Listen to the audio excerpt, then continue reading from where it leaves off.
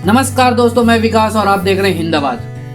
दोस्तों, हर साल 28 जुलाई को विश्व हेपेटाइटिस दिवस मनाया जाता है। इसका उद्देश्य लोगों में हेपेटाइटिस को लेकर जागरूकता बढ़ाना है। इस खतरनाक बीमारी से बचाव और इलाज संभव है। आयुर्वेद चिकित्सा पद्धति से हेपेटाइटिस पर काबू पाना संभव है। तो पटना के कदम कुआं स्थित राजकीय आयुर्वेद महाविद्यालय में चिकित्सालय के प्राचार्य दिनेश्वर प्रसाद ने बताया कि आयुर्वेद में हेपेटाइटिस को कामला रोग या पीलिया के नाम से जाना जाता है।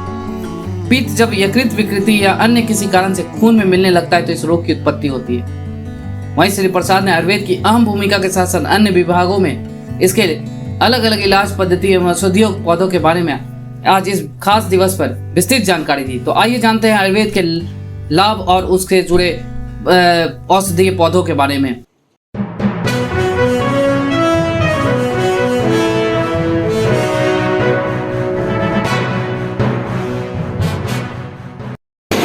आज विश्व हेपेटाइटिस दिवस के अवसर पर जैसे कि डॉक्टर साहब ने बताया, उसको उन्होंने कवर की, तो मैं एक चीज़ बताना चाहूँगी।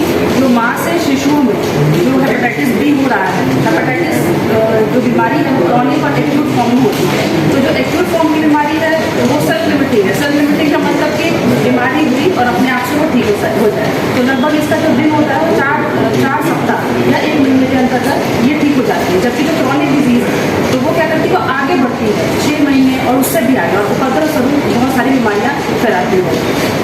इसमें जो बच्चा है, छोटा बच्चा है, वो संक्रमित होगा और उसको क्रॉनिक बीमारी होगी, वो निर्धारित करता है, वो डिपेंड होता है इस चीज़ पे कि वो माँ के कांटेक्ट में कब आया, संक्रमित माँ से कब उसका वो कांटेक्ट हुआ। जितना ज़्यादा छोटा उसकी आयु होगी, जितनी ज़्यादा छोटी उसकी एज रहेगी, संक्रमण का खतरा, क्रॉनिसिटी का खतरा उतना ज़्यादा होता है। जैसे अगर जो माँ को अगर HbA और HbE पॉजिटिव है तो 90% चांस होते हैं कि उसका जो बच्चा है वो क्रॉनिक बीमारी को मतलब क्रॉनिक बीमारी होने के चांसेस ज़्यादा है। वैसे ही जैसे जैसे एज बढ़ती जाती है, जैसे एज एडवांस होगी, 1 से 5 साल तक का जो शिशु है उसमें ये जो खतरा है वो कम हो जाता है। इसका प्रतिशत घट करके 30% हो जाता है। और आगे अगर 5 साल से ज़्यादा का शिशु है, बच्चा है, तो उसमें ये प्रतिशत और भी कम हो जाता है। तो ये एक रोल हम प्ले कर सकते हैं आयुर्वेदा के माध्यम से। एक स्क्रीनिंग करना जो डॉक्टर साहब ने बताया, और जो जितने भी हेपेटोप्रोटेक्टिव ड्रग्स हैं जो ये बता रहे हैं, 28 सप्ताह से बाद का जो जेस्टेशन एज होता है, मॉडर्न में भी इसका एक प्रोटोकॉल बनाया गया कि 28 वीक्स ऑफ जेस्टेशन एज के बाद हम एंटीवायरल मेडिसिन दे सकते हैं। उसके लिए एक प्रोफाइलेक्सिस बनाई गई है। वैसे ही हम क्या कर सकते हैं, 28 सप्ताह का जो जेस्टेशन एज है उसके बाद की जो जेस्टेशन लाइफ है उसमें प्रेग्नेंट विमेंस को हिंसा, कासनी, कालमेघ, मुस्ता, इससे बनाए हुए बहुत से मल्टी जो होते हैं मल्टी ड्रग फॉर्मुलेशन को यूज करके, और जो वायरल लोड है उसको कम कर सकते हैं। वायरल लोड पर ही डिपेंड करता है कि बच्चा इधर जो 24 घंटे के अंदर जो वैक्सीनेशन का रोल है, जो नवजात शिशु है उसको 24 घंटे के अंदर वैक्सीनेशन करा देना चाहिए, जिससे कि उसको संक्रमण का खतरा कम रहे। लेकिन वो संक्रमित होगा कि नहीं होगा वो डिपेंड करता है कि मदर का वायरल लोड कितना है। अब मदर का वायरल लोड को कम करने के लिए हम अपने बॉडी अदर जो ड्रग्स हैं उसको यूज कर सकते हैं। दूसरा, वैक्सीनेशन की जो ड्राइव है वो अभी भी पिछले 30 सालों में बढ़ी है, लेकिन उतनी ही पहुंची जितनी पहुंचनी चाहिए। ये सिर्फ 63% अप्रॉक्सीमेटली 63%। तो जो वैक्सीनेशन की ड्राइव मतलब कवरेज हमारा इतना होना चाहिए। वैक्सीनेशन ही इलाज है, बचाव हम कर सकते हैं, प्रिवेंशन कर सकते हैं, लेकिन वैक्सीनेशन से हम पूरा कवर कर सकते हैं कि हाँ आगे ये फैलेगा। तो ये जो 63% है इसको हम लोगों को और बढ़ाना होगा। जैसे 2030 का जो विश्व स्वास्थ्य संगठन है उसका जो गोल है 2030 तक का, ये एलिमिनेटिंग टारगेट है। मतलब 2030 तक जो प्रिवेलेंस है वो 0.1% से भी कम जाना चाहिए 5 साल के छोटे बच्चों। तो इस टारगेट को पहुंचाने के लिए हमारी जो मिली हुई सोच है वो ज़्यादा जरूरी है। वैक्सीनेशन प्लस प्रिवेंशन जो आयुर्वेदा के जो ड्रग्स हैं उसके माध्यम से अच्छी तरह से किया। मैं डॉक्टर विजेंद्र कुमार, प्रसूति और स्त्री रोग विभाग में प्रसूति स्त्री रोग विभाग की सहायक प्राध्यापक पर कार्यरत हूँ।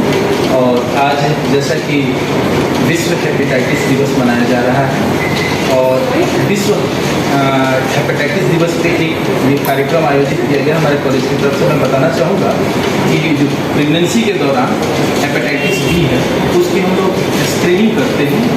जब प्रेग्नेंट वूमन आती है तो हम लोग का कुछ इन्वेस्टिगेशन बनता है जिसको हम निश्चित रूप से लिखते हैं। उसमें ब्लड ग्रुप रहता है और सबसे इम्पॉर्टेंट HbA यानी कि हेपेटाइटिस बी का एक हम वायरस की स्क्रीनिंग करते हैं, तो वो ब्लड के माध्यम से, और वो ब्लड के माध्यम से उसमें एक जांच लेते हैं हेपेटाइटिस बी सरफेस एंटीजन, और वो उसको ऑस्ट्रेलिया एंटीजन भी बोलते हैं। इसको कराने का मकसद ये रहता है कि जब प्रेगनेंसी में कहें कि ये वायरस जो है वो माँ से बच्चे तक जा सकता है, उसका मतलब वर्टिकल ट्रांसमिशन होता है, यानी माँ से बच्चे तक पहुँचता है, और उसको हमें स्क्रीन कर लेना चाहिए। ज़्यादा अच्छा रहता है कि हम प्रेग्नेंट वुमन को बुला लें और कहें कि भाई आप प्रेगनेंसी प्लान करते हो, उससे पहले हमें आपने बोलें, और उस समय हम दोनों हस्बैंड और वाइफ का, कपल का मतलब कहें कि स्क्रीनिंग कर लें कि दोनों लोग हेपेटाइटिस बी पॉजिटिव ना हो, क्योंकि उनके जो बच्चे हैं जो होंगे उसमें प्लासेंटा के थ्रू ट्रांसमिट हो सकता है, या अगर मान लीजिए वो प्लासेंटा को क्रॉस नहीं भी कर पाया है तो जब डिलीवरी होती है उस समय वो इन्फेक्ट हो सकता है वो बच्चा। उसमें अगर वायरस का लोड बहुत ज़्यादा हो तो वो जो बच्चा है वो मतलब गंभीर में जा सकता है, यानी क्रोनिक स्थिति में जा सकता है। हेपेटाइटिस का जो अगर कहा जाए तो उसकी कैटेगराइजेशन बहुत है, A, B, C, D, E और G तक उसकी कैटेगराइजेशन की गई है। इसमें बहुत सारे वायरस का रोल रहता है, कुछ टॉक्सिन्स रहते हैं, कुछ ऑटो इम्यून डिजीज रहते हैं, और इसमें अगर देखा जाए तो जो प्रेगनेंसी का अगर आउटकम, तो वो बच्चा कॉम्प्रोमाइज हो सकता है। मदर खुद इससे इन्फेक्टेड है तो मॉर्बिडिटी में जा सकती है, यानी उसको कुछ गंभीर बीमारियां खुद की हो सकती है, लाइफ लॉन्ग झेलना हो सकता है। हम आयुर्वेद के जरिए उसको क्या कर सकते हैं कि उसको स्क्रीन करें, और प्रेगनेंसी अगर है तो हम टर्मिनेट करने का एडवाइस न दें, तो उसको हम प्रोफाइलैक्सिस तौर पे कि उसका बच्चे को न लगे इन्फेक्शन, उसमें हम कुछ औषधियाँ चला सकते हैं। हमारी औषधियाँ कुछ इस तरह से हैं जिसमें कि रिसर्चेज हुए हैं, उसमें जैसे कालमेघ है, भूनीम है और रुद्राक्ष है, और इस तरह से कुछ जो पेटेंट मेडिसिन है जिसमें हेपेटाइटिस बी के लिए जो Li52 नाम से आता है उसका HB है, वो एक हिमालय कंपनी बना रही है। त्रिधाम कल्प जिसको हम बता रहे हैं वो साउथ इंडिया में इसका प्रचलन है, जिसमें हरित की, रुद्राक्ष और इसी तरह से कुछ कल्प लिए गए हैं। इसमें नागक मोथा का रोल है। इस तरह से हमारे पास कुछ ऐसी औषधियाँ हैं जो आसपास में रहती हैं, लेकिन हम उस तरह से प्रिस्क्राइब नहीं कर सकते, तो टैबलेट फॉर्म में, कैप्सूल फॉर्म में दे सकते हैं। बचाव करना सबसे इम्पोर्टेंट है। बचाव के लिए इसका ट्रांसमिशन जो होता है वो ब्लड के थ्रू हो सकता है, सीमेन के थ्रू हो सकता है, और बच्चे के जो फ्लूइड होता है जो डिलीवरी के समय, तो उस समय फ्लूइड के थ्रू हो सकता है। तो बॉडी के सिक्रीशन इसमें सबसे इम्पोर्टेंट रोल प्ले करते हैं।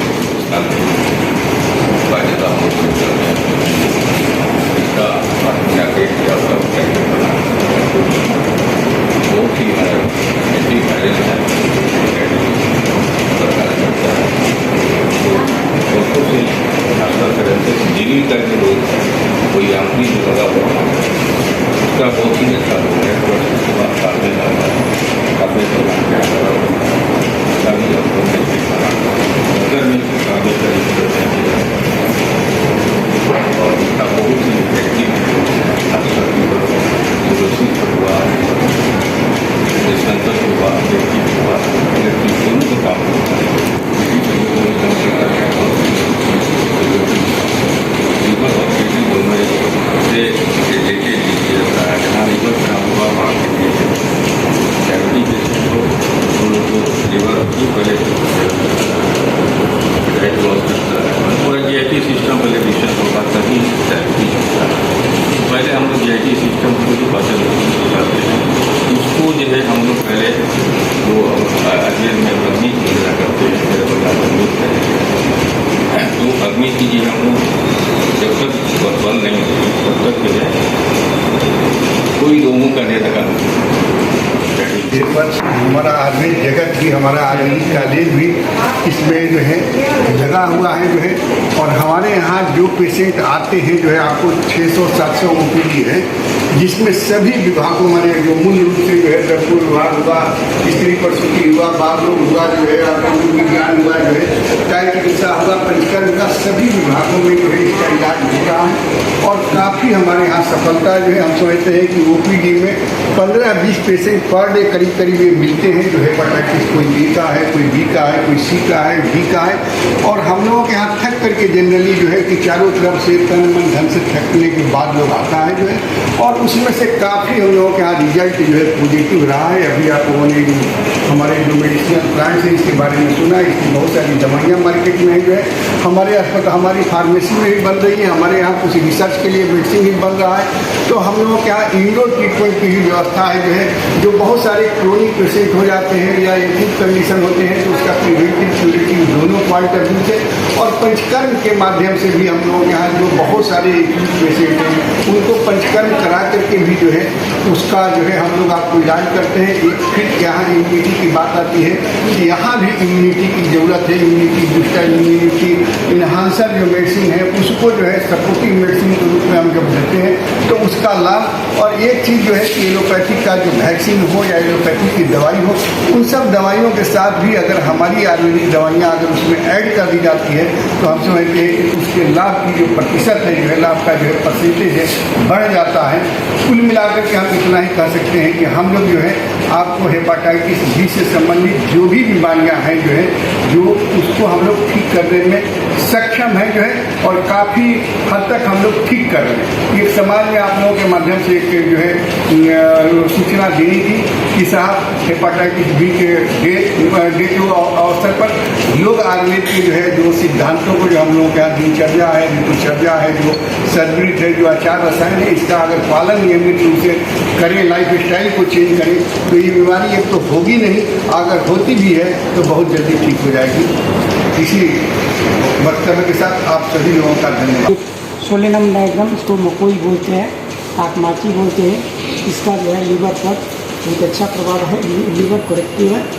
हेपेटाइटिस में मुख्य रूप से लीवर बीमार हो जाता है, तो इसमें जो है इसका सोरस जो है 2-2 चम्मच 3 बार हम लोग इसको पिलाते हैं। दूसरा जो हो गया आपको अपामार, इसका भी हम लोग इसमें यूज करते हैं। इसको कैरांथस एस्पेरा बोलते हैं। इसका भी जो है क्या करते हैं सोरस देते हैं। इसके बाद आपको ये एलोवेरा हुआ, एलोवेरा इसका तो मुख्य रूप से जाते हैं लीवर पर, ये लीवर को बहुत बढ़िया इसका भी काम है और ये लीवर करेक्टिव है। इसका भी हम लोग जो है क्या करते हैं चूर्ण बना कर देते हैं। इसके बाद ये हो गया आपको पुनर्नवा, इसको बहरिया डिफ्यूज़र कहते हैं। ये इसका भी सोरस निकाल कर हम लोग ये हेपेटाइटिस में देते हैं और ये लीवर करेक्टिव है, ये लीवर को स्ट्रॉन्ग मजबूत बनाता है। इसके बाद ये आ गया कालमेघ एंड्रोगाफिस पेनिकुलेटा, ये जो है इसका रस पित्त होता है और ये भी लीवर करेक्टिव है, लीवर को जो है पूर्ण रूप से ये स्वस्थ करता है। इसके बाद ये गिलोय कीनोस्पोरा कोडिफेरिया, इसको जो है ये बयस्थापक है और ये भी लीवर प्रोटीन करेक्टिव है, लीवर को ये पूर्ण रूप से स्वस्थ करता है। उसके बाद ये हल्दी तो हम ये क्या करते हैं मसाला के रूप में यूज करते हैं, लेकिन इसका ये लीवर करेक्टिव का काम करती है। इसका चूर्ण हम लोग से देते हैं। इसके बाद ये भुई आंवला,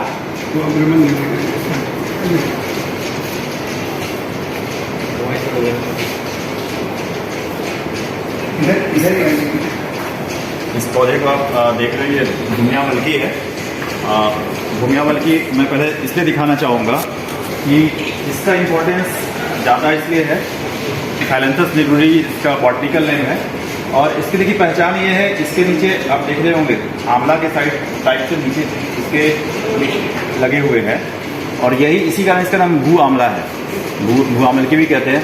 और खास करके वायरल हेपेटाइटिस के केस में इसको यूज़ हम लोग करवाते हैं, एज ए इसका क्वाथ भी पिलवाते हैं और त्वरस के रूप में भी इसका सेवन करवाते हैं। और जितनी भी लीवर की सिरप मार्केट में अवेलेबल है सब में ये भूमियावल्की कॉमन मेडिसिन है और अगर गांव देहात में ऐसे भी या सामान्य जगहों पे भी इजीली अवेलेबल है।